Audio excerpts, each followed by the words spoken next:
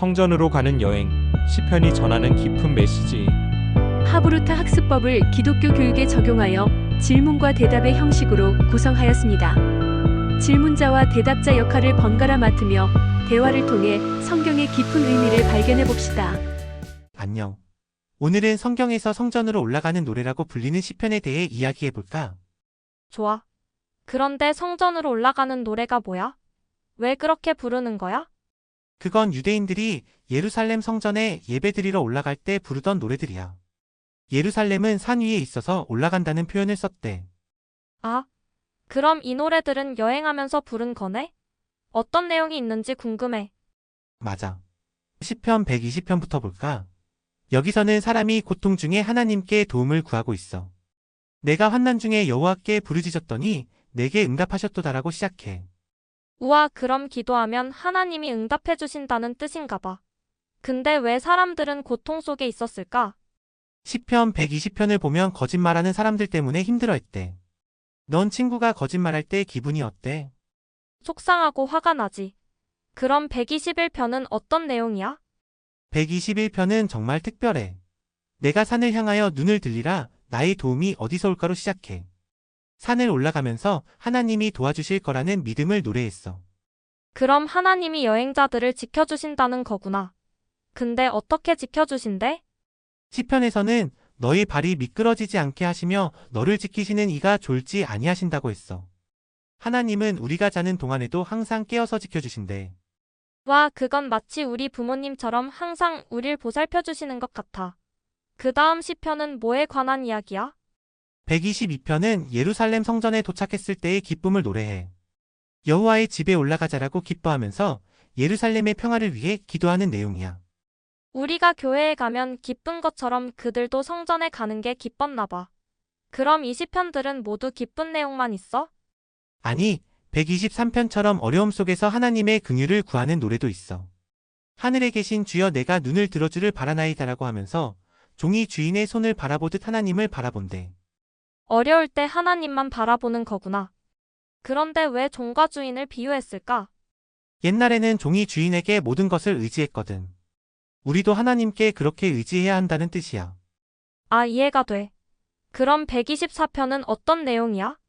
124편은 하나님이 지켜주셔서 위험에서 벗어났다는 감사의 노래야. 우리 편에 계시지 않으셨다면 하면서 하나님의 도움이 없었다면 어땠을지 생각해보게 해. 그럼 마치 우리가 위험한 상황에서 구해졌을 때 감사하는 것처럼 하나님께 감사하는 거네. 125편은? 125편은 시온산처럼 흔들리지 않는 믿음에 관한 거야. 여호와를 의뢰하는 자는 시온산이 흔들리지 아니하고 영원히 있음 같도다라고 했어. 시온산은 무슨 산이야? 왜 그 산을 예로 들었을까? 시온산은 예루살렘이 있는 산이야. 단단하고 오랫동안 그 자리에 있었기 때문에 흔들리지 않는 믿음의 상징으로 썼어. 이제 알겠다.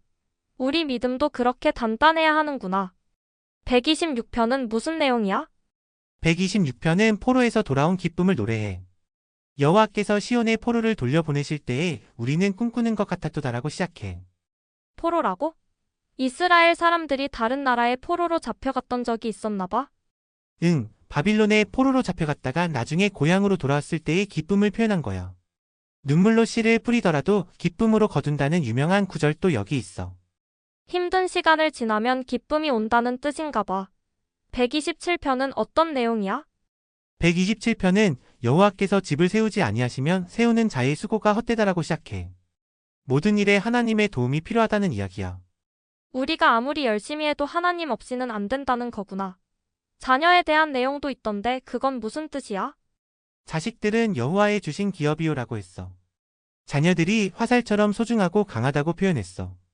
하나님이 주신 선물이라는 뜻이지. 그럼 내가 우리 부모님에게 하나님이 주신 선물이라는 거네.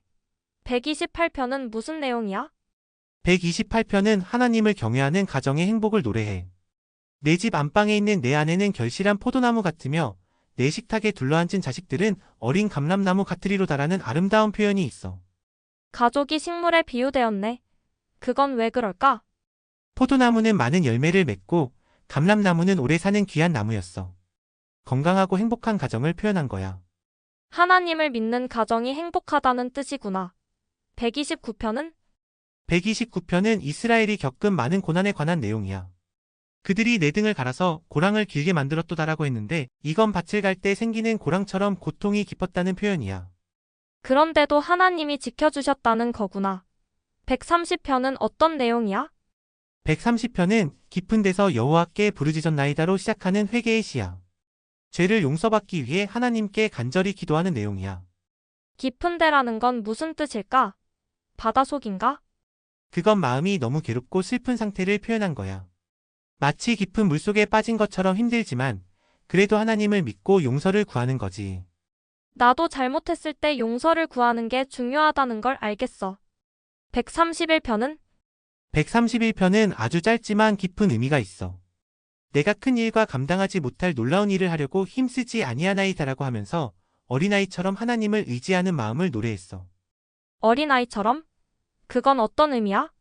어린아이가 엄마 품에서 편안하게 쉬는 것처럼 우리도 하나님을 그렇게 신뢰해야 한다는 거야. 이제 알겠어. 132편은 어떤 내용이야? 132편은 다윗과 하나님의 약속에 관한 노래야. 다윗이 성전을 짓고 싶어 했고 하나님은 다윗의 자손이 영원히 왕위에 있을 거라고 약속하셨어.